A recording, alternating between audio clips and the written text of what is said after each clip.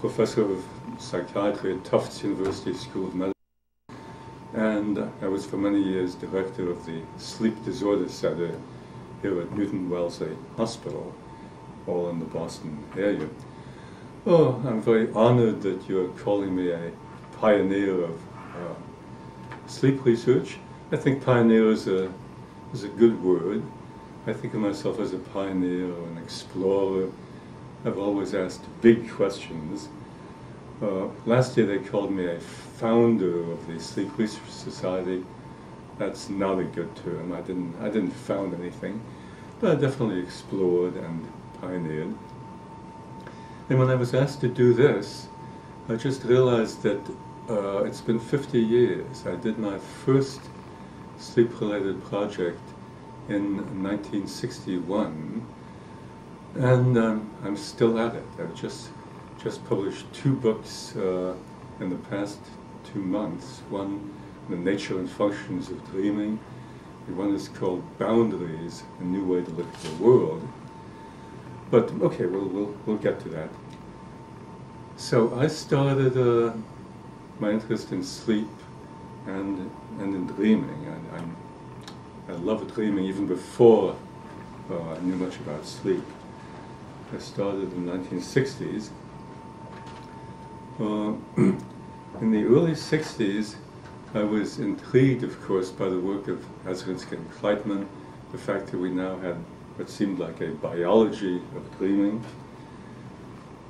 And I did a number of studies relating to the basic REM-non-REM cycle, which we sometimes call basic sleep-dream cycle or the basic rest-activity cycle. One of my early studies that people still ask me about was sleep and dream patterns in the elephant, which we did at the zoo here. We didn't implant electrodes, we did very careful observations of the elephants, minute by minute, for 96 hours. And we established a basic REM-non-REM cycle of about 140 minutes in the elephant. It seems like just a detail, but it fit very nicely into our scheme, that the length of the cycle is inversely related to the metabolic rate of the species. And so we had data on mice, the mouse, the rat, the cat, humans, and elephants at that time. And we drew a beautiful curve. And this also established very clearly that this REM-non-REM cycle was a basic cycle of the mammalian body. It was not just something that happened in humans who happened to recall dreams. So I in my laboratory did a great deal of work on the basic aspects of REM and non-REM sleep, the neurochemistry of sleep. We have many studies on the neurochemical changes in sleep, REM sleep. We have pharmacological changes. Well, we wanted to establish both the basic chemistry, basic biology of REM and non-REM sleep, everyone was doing that. And also we were looking for clinical applications. And we were looking for entrees, for ways of getting at the possible functions of sleep. So we did, among other things, we did the first, and I think still the most complete set of long-term pharmacological studies, the effects of pharmacological agents on sleep. We took very specific agents that had known mechanisms of action. For instance, chlorpromazine, the serpine, one of the antidepressants, one of the tranquilizers, chloral hydrate, and placebo.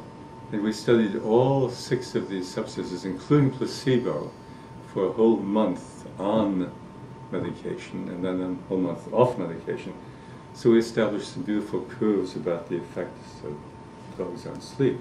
In the more basic animal studies, we showed that many different substances would reduce REM sleep. That was very non-specific.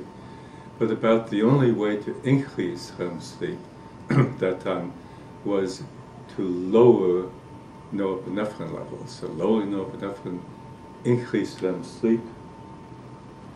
You can also do it with acetylcholine, which we didn't study as much at that time. But it led to our whole thesis on the functions of sleep, that the norepinephrine systems are somehow being repaired, being restored during REM sleep. The norepinephrine systems are offline, are kind of going crazy for a while in REM sleep, a lot of variability, but that they're eventually being restored. And this still works. There are many different norepinephrine catecholamine-dependent systems. The one that has the largest, the grossest effect is thermoregulation. And of course, all the studies by Rechtschaffen and his group suggested that that was very important in functions of REM sleep. An animal without REM sleep actually died of the lack of proper thermoregulation. So our view of the functions of sleep includes that. It's the norepinephrine which is being restored, perhaps something as simple as upregulation, being upregulated, being restored in REM sleep. This is necessary for proper functioning of thermoregulation and a whole series of other norepinephrine-dependent systems. And even at the cortical level, we can relate that to the functions of dreaming. Dreaming, in a simple-minded way, is the cortical, what's happening in dreaming is the cortical activation of a certain kind occurs in REM sleep. And that also, we believe, has a regulatory system, has a regulatory function. Well, okay, that was an approach. My book, Functions of Sleep, in 1973, reviewed all the data, including the norepinephrine data, a great deal of deprivation data, and studies of long and short sleepers, which all led to these views of the functions of sleep. So our initial studies of long and short sleepers, which still referred to a lot, was part of the study of the functions of sleep. One deprivation is one aspect, one way to study function. Another way would be, can we find people who don't sleep, and whether they like, that would show us something about functions. But there are no people who don't sleep. But we got close to it by finding a bunch of people who never slept more than 6 hours and did not appear to need more than 6 hours. And we compared them with normal sleepers, other people who slept more than 9 hours. And we found some very interesting results on long and short sleepers. In terms of REM and non-REM sleep, the difference was in REM sleep. Long, short, and normal sleepers all had about the same amount of a deep slow wave sleep, stage 4. They differed in REM sleep, and they differed in personality and a number of interesting things that we related to REM sleep. All right, so we studied the functions of REM sleep. Our studies of the biogenic amines in sleep also led to some clinical implications. We found that raising serotonin levels increased sleep and reduced sleep latency. And we could do this, the simplest, cleanest way to do this was by simply administering L-tryptophan. And we showed very clearly in animals and in humans, in many human studies, that L-tryptophan reduces sleep latency in anyone with a long sleep latency, whether the person is considered an insomniac or not. That's quite well established. And in fact, tryptophan is on the market as a sleep-inducing substance in many countries. In the United States, it's hard to get L-tryptophan because there was a contaminated supply that led to some cases of severe eosinophilic myalgia. The FDA removed it from the market, and it's available but with difficulty at the moment. So that was a whole series. We must have done 30 or 40 studies on the effects of tryptophan, which are pretty well established. our studies on the amines also led to a whole theory of schizophrenia. As I said, I always look at the big questions, and we actually pushed things somewhat. We considered the possibility that even though schizophrenia is a marvelously complicated condition, or a series of conditions, we tried to determine how much of it could be produced by something as simple as the action of norepinephrine, the action of dopamine at norepinephrine sites, or places where you'd expect norepinephrine to be acting. If there were a lot of dopamine instead, you get something that might be related to schizophrenia. And we did some studies with dopamine beta hydroxylase, the inhibitor of the dopamine to norepinephrine step. And we did show some interesting symptoms, but obviously this is a very tiny part of schizophrenia that has not held up as major schizophrenia discoveries.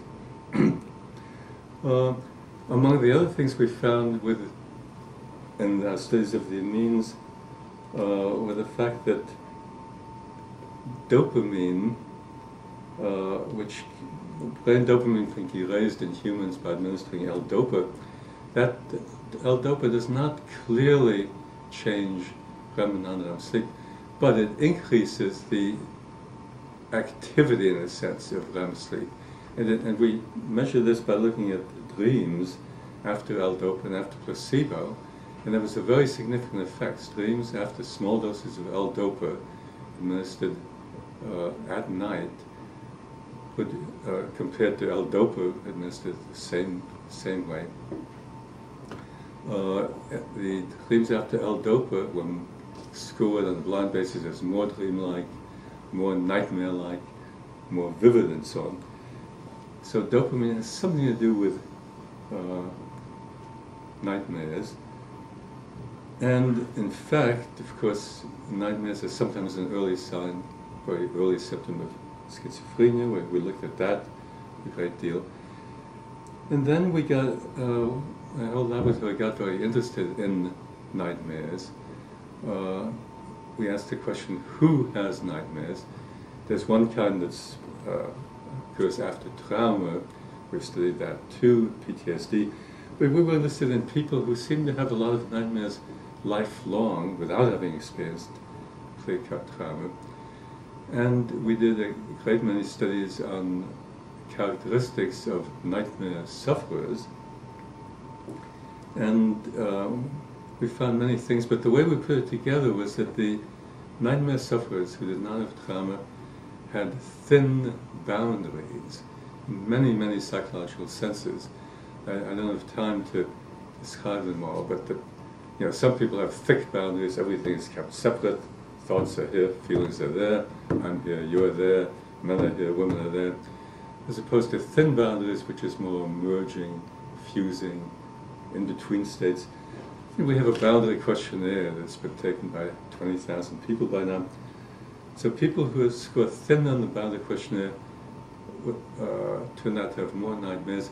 And once we got studies going on the boundary questionnaire, what was even more striking was the relationship simply to dreaming.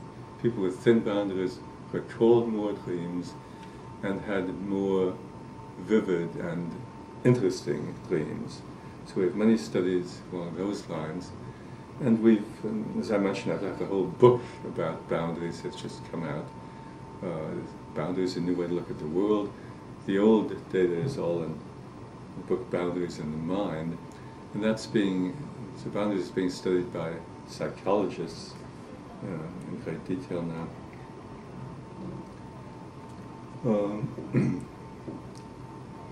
Now, in addition to the boundary questionnaire, I've always been interested in dreams, but more recently we've studied dreams in a number of very basic ways.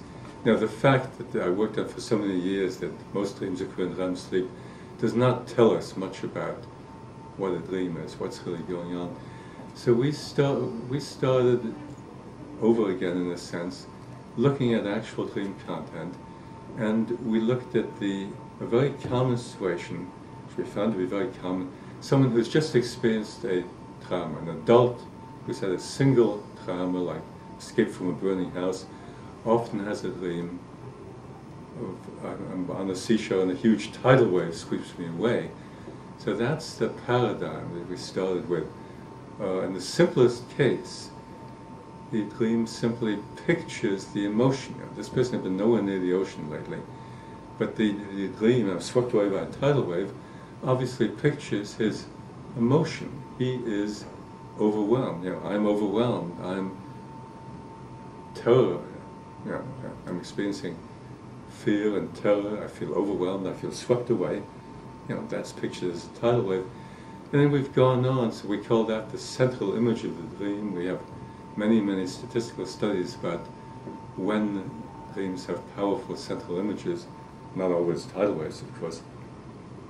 But that has led us to a whole view of dreaming, which very quickly I could summarize. It starts with a tidal wave dream, pictures the emotion.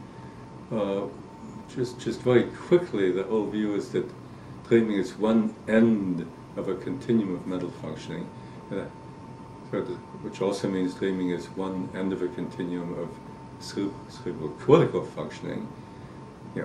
And the continuum goes more or less from focused waking at one end, focused waking thought, looser waking thought, daydreaming, fantasy, reverie, and then dreaming. Dreaming, even though it often, maybe usually occurs in REM sleep, is not that different. We have many studies showing that dreams cannot be distinguished from daydreams, fantasies, reveries. There's a great deal of overlap. So it's better to think of it as one end of a continuum than to say it's totally different because it occurs during sleep. So dreaming is one end of the continuum. At that end, of course, there's hyperconnection. Things are connected more broadly in many, many different senses. And we're getting to the biological senses too. But in many senses, the dreaming end is hyperconnective. But the connections are not made randomly. They are driven or guided by the emotion of the dreamer. And when there's more powerful emotion, you get more powerful central images. We've shown, for instance, in a recent study published in Sleep of 900 dreams, a systematic study in the same people before and after 9/11/01. What was different? Only the intensity of the central image, that, on a blind basis, that could differentiate dreams after 9/11 from dreams before 9/11. Nothing else. The dreams were not longer, they were not more vivid or more dreamlike, anything else that we can measure, but they had more powerful central images, and the images tended towards, the scorer not only scored the intensity of the image, but scored what emotion might be involved, and the emotions, as expected, were more towards fear, terror, anxiety. But the power of the central image was very important. All right, I think I should stop there. I've talked close to 20 minutes. As I said, I've been interested in big questions, functions of dreaming, possible aspects of schizophrenia, basic cycles, basic nature and functions of dreaming. But I've tried to gather a lot of data. Sleep is now considered very much a scientific, data-driven field. People love to use the word data-driven. Well, I have to say, I love data, but I'm not data-driven. I'm driven by the ideas. The ideas lead to the studies, and then, of course, you have to collect a great deal of data and see whether it works. Okay, thank you very much for listening to a 20-minute view of 50 years of sleep-related research. Thank you.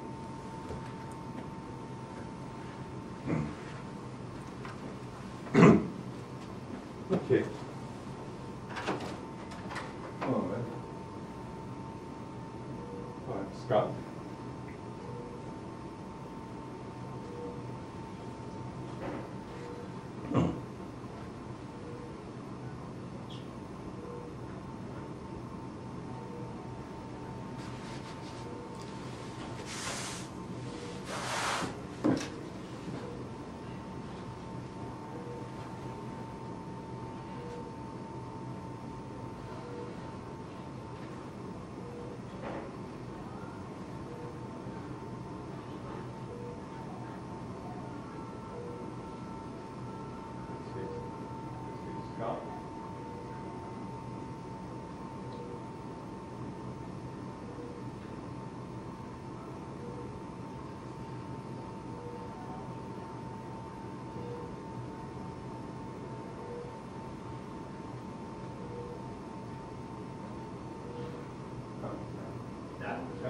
Yeah, I did just about 20 minutes. Yeah. But I didn't touch any